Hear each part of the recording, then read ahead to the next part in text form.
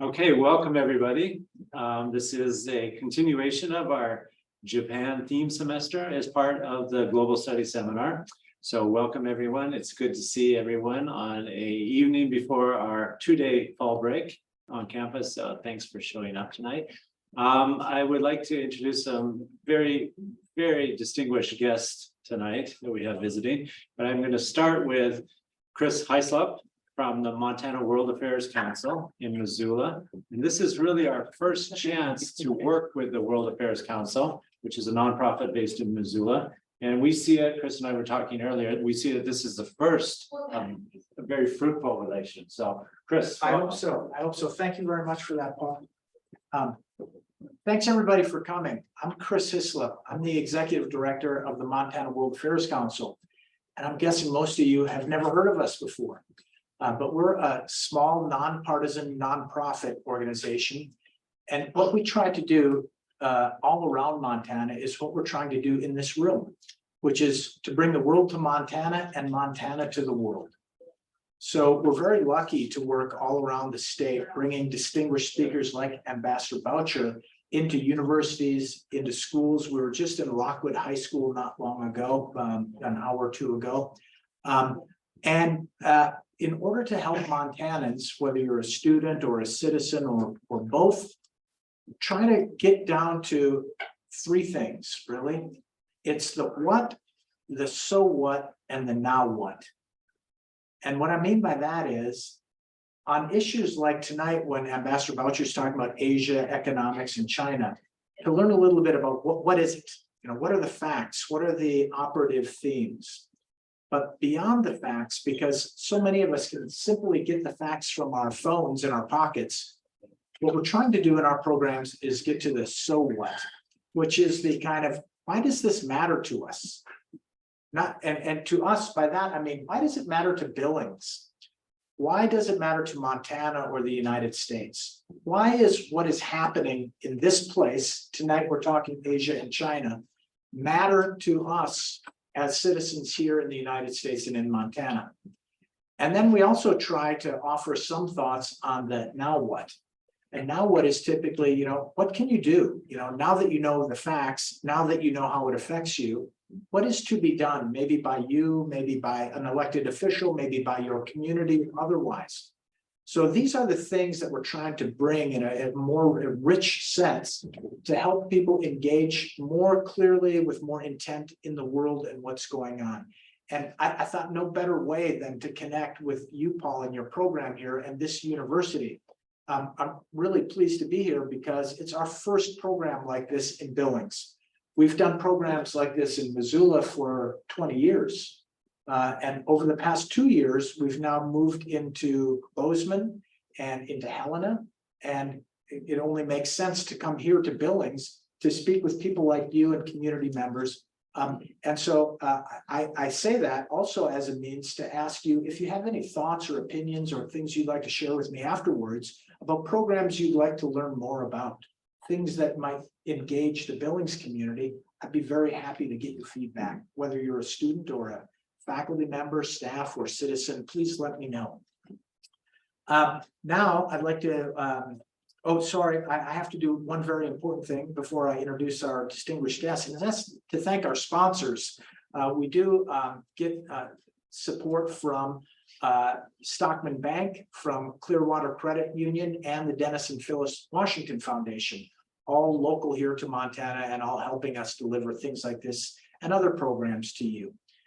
Now, let me introduce our guest. Ambassador Richard Boucher is a senior U.S. diplomat turned teacher. Over a 32-year career, he served in numerous leadership positions and achieved the highest rank in the U.S. Foreign Service as career ambassador. Richard's career began in China at the start of economic reform.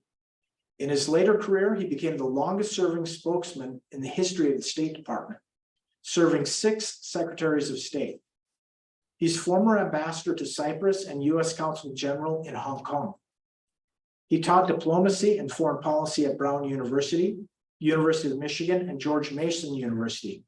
He frequently writes and speaks and blogs on foreign policy, China, and trade issues. And this is another trip to Montana of many that Ambassador Boucher has been. So would you join me in welcoming?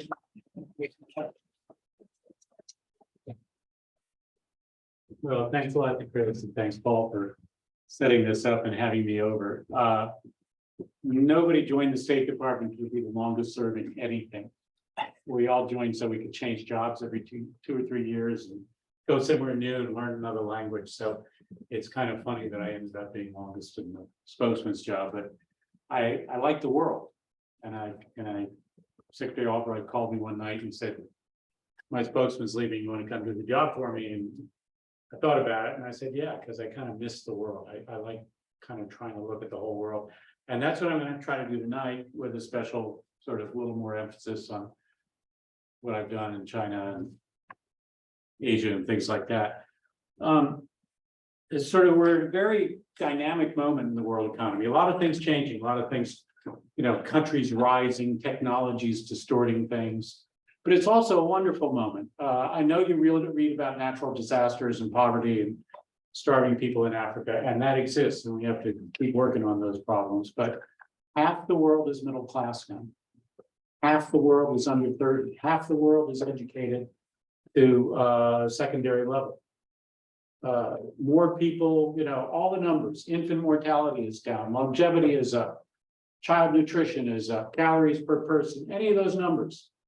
Much higher than they've ever been in history, and that's a good thing. So a lot of people finding new opportunity in the world. The technology is changing the economy in many ways. Location doesn't matter as much as it used to. You can deliver products through the ether. You can make things and sell them 10,000 miles away. So location doesn't matter quite so much. Populations are moving. And the US is still hosting immigrants, people coming here from all over the world. But people in other places are moving too. So in the new world economy, technologies matter, but resources still matter. So you want to have both. And that's why Montana does well in this new world. You got both. You got technology, you got resources, and the people who can do things with both and make something out of it. In this new world, the US is still the economic and technological leader. I know everybody doubts us, and I've been reading books for 15, 20 years about how China was going to overtake the US in GDP, technology, or whatever. Still hasn't happened, and some of the people are kind of admitting, well, maybe it's not going to happen. The answer is we keep chugging forward. But we do need to work harder to stay ahead. And we have to work harder if we're going to try to create the kind of world that we want to live in, that we want to be in. Asia has, very dynamic economies driven by Taiwan, driven by Korea, Singapore. These places, both technologically and in terms of business, are pushing things ahead. Japan is still a big player. We don't hear as much about Japan as we used to, but Japan is still key in some technologies. One of the few places in the world that makes lithography equipment to make chips is Nikon Corporation in Japan, for example. Chip making and design equipment from Japan, equipment from the Netherlands. And then the people actually make the chips that go into all your phones and stuff like that is the best ones are made by Taiwan Semiconductor and Samsung in Korea. So that kind of gives a picture of the next economy and where it's coming from. Foundational is still Europe, Japan, United States for designs, Intel cutting edge as well. But Taiwan, Korea are players, emerging players, bigger and bigger, doing newer and newer things. China is starting to show some capabilities in these areas, probably 3 to 5 years behind the rest of us. US controls on equipment and sales to China are trying to keep it that way. We'll see if they do. The Chinese are throwing an awful lot of money at the semiconductor industry, but others have done that before and it hasn't always worked out. So it takes more than money and brains to make a semiconductor industry, and I wouldn't bet the Chinese can master it anytime soon. There is I don't know if you've been reading about the new Huawei phone. Huawei is a Chinese company. The Mate 60 has this chip in it that has 7 nanometer scale, which is something nobody thought they would be able to do. It's little lines on chips, they're 7 millionths of an inch. That's pretty small. Of an inch or a meter? Meter, 7 millionths of a meter. Anyway, but cutting edge is now moving down to 3 or 2. So, it kind of shows you they did something nobody thought they could do. Nobody's quite sure how they did it yet. But even if that's something they can do regularly at volume, and there's still questions, the rest of the world is moving even farther than that. There's a lot of talk after COVID about reshoring, about moving businesses back to home countries, to the United States in particular. Hasn't really worked out. There's some of that going on. But remember also that when you reshore, you bring something back to a developed economy with high wages, you do it with automation. And so if you see factories moving back from the factory places of Asia, they're more than likely to be highly automated products that can be built with machines and a minimum of expensive local labor. And stuff like chip production facilities are so incredibly expensive and difficult to run that it's hard for any one country to have all aspects of that in one place. All of us are facing challenges in our economies. If you think about sort of basic law of economics, you make things with people and machines. Output equals population times productivity. Output growth, you've either got to grow your population, have more people making things, or have better machines so that one person can make more things. The Chinese have a problem. And then one of the reasons why they're kind of in the doldrums these days is they have a declining population. One-child policy, growing middle class, a whole lot of reasons why the population is not growing in China. But it's a declining population, so they got to have massive influxes of new technology and productivity if they're going to keep growing at the kind of rates that they've been growing. Partly they've got problems then with Western sanctions and export controls in getting that technology, and partly they're just not ready to adopt it. The business systems and organizations don't necessarily work well with that kind of massive technology inputs. Chinese have major investment capital. They got a lot of money. They've kind of reached the stage that Japan, Korea, and Taiwan reached 20 years ago when they've done the export thing. They made the sweaters and the shoes and moved up the chain to televisions and moved up the chain a little farther to computers. And then Taiwan, and Korea, and Japan started exporting their own products, but also started investing domestically and started having capital surplus. So they started investing overseas. So Japan's still a major foreign investor in a lot of places, and they do a lot of the funding for global banks and things like that. They're big global players. China is starting to reach that point where they've got surplus capital, no longer export industry. So they're investing on more technology, investing domestically, but also starting to invest overseas. And that's why you get this Belt and Road thingy that's kind of a natural outgrowth of Chinese growth. And we can talk about that later a little more if you want to. Declining population, rising wages, massive productivity gains. They've got a lot of investment capital, government money and other money they're going to put in things, but do they have, you might sort of say, the dynamic ecosystem of an economy? Are they able to sort of continually create companies, continually create products, ideas, systems, organization? As people they are, but they have a problem, and that's the heavy hand of the Communist Party. And it's gotten worse in the last 10 years. My time in China were the hopeful years of opening up, growth, Deng Xiaoping, experimentation. Yeah, you can do that. You can try that. Let's do something new. And now the Communist Party orthodoxy's come back in the name of Xi Jinping. The Communist Party is getting more control over ideas, over imports, over funding. He's putting the Communist Party back in private companies, putting a lot of emphasis on state-owned enterprises, the heavy behemoths that kind of a drag on everybody else, I'd say. So I beware of articles that say China's going to eat our lunch. Actually, those of us who are old enough to remember the days when Japan was going to eat our lunch.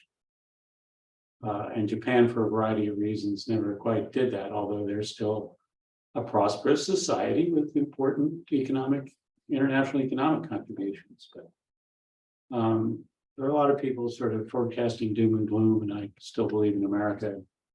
Still believe China's going to do some wonderful things for their people. Chinese people are going to do some wonderful things, but no, they're not going to eclipse the United States or put us in the doghouse or anything like that.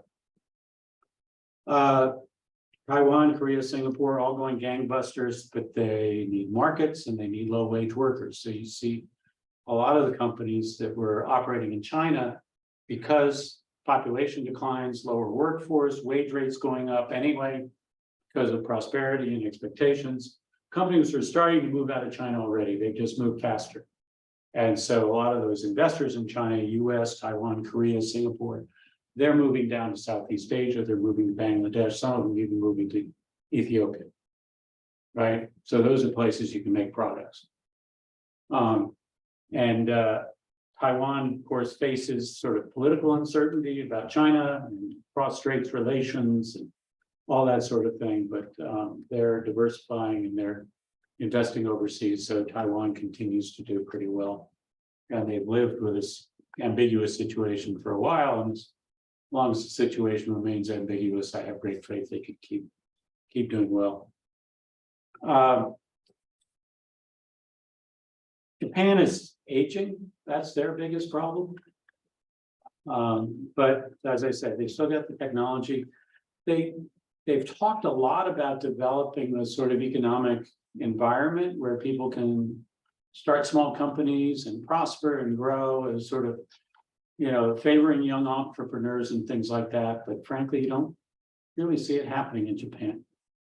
Japan still seems to be this combination of behemoth corporations that have amazing planning capabilities, technological capabilities, and then mom and pop things. But that sort of middle level small business that grows quickly and develops new stuff and becomes a big industry. I don't know, I just don't see it happening in Japan. People that know Japan better than me can probably tell me if I'm just not looking in the right places. So that's kind of a worry. All this movement of factories from China out to other places. China is still heavily involved in a lot of these things. Remember this made in China syndrome, that was finished in China. All the parts came from somewhere else. The parts came from Japan, Korea, Taiwan, US, Canada, Europe, wherever, and got assembled. China started out doing the screwdriver stuff. And then they gradually worked up to making more and more of the parts themselves. Well, as the final production moves out to other places, China's still involved in those chains, still making some of the parts and components. It's not completely cut off from China, even if it looks like people are moving factories out of China. What does this mean for us? What does this mean for you? US is still very strong in many areas. Investment, entrepreneurial environment, technology breakthroughs. We're at the cutting edge of artificial intelligence, photonics. Students were talking today about biosciences, which I hadn't really thought about, but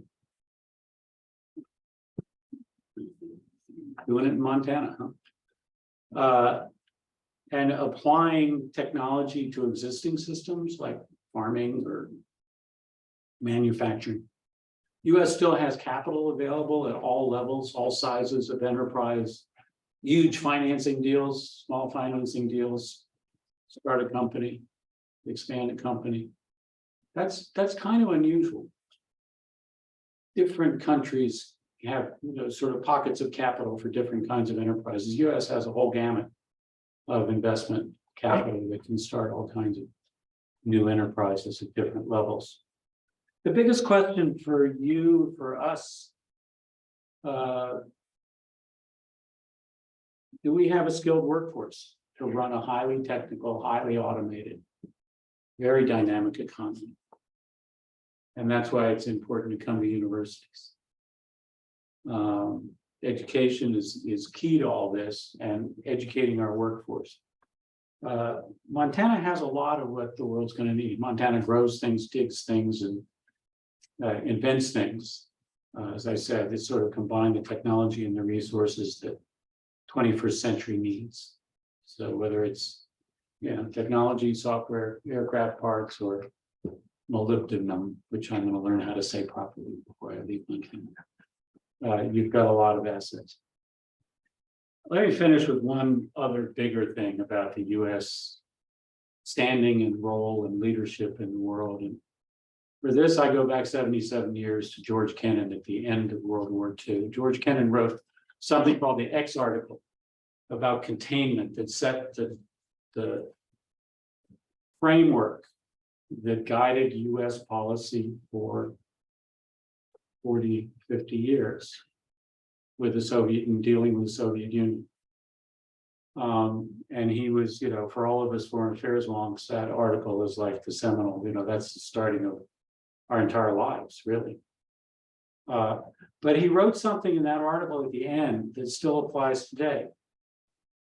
And at the end, he said, it's a question of the degree to which the United States can create among the peoples of the world generally the impression of a country that knows what it wants, which is coping successfully with the problems of its internal life and with the responsibilities of world power, and which has a spiritual vitality capable of holding its own among the major ideological currents of the time. Spiritual vitality. Country that's coping successfully with the problems of its internal life. Country that knows what it wants. It's coping with the responsibilities of a world power. And that was true in the 40s. And that's what got us through the 50s and the 60s and the 70s and the 80s and the 90s. And I think it's still true today. So what we do domestically and how we govern ourselves and how we invent ourselves and how we educate ourselves. You said 75 years ago, 77 years ago, the decision will really fall in large measure on this country itself. So then is now the decision about our standing in the world, about our influence in the world, about our ability to organize the world. Depends on us.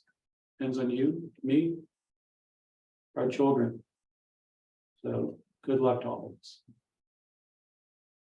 And that's where I'm going to stop. And now I'm happy to talk about whatever's on your mind. Sir.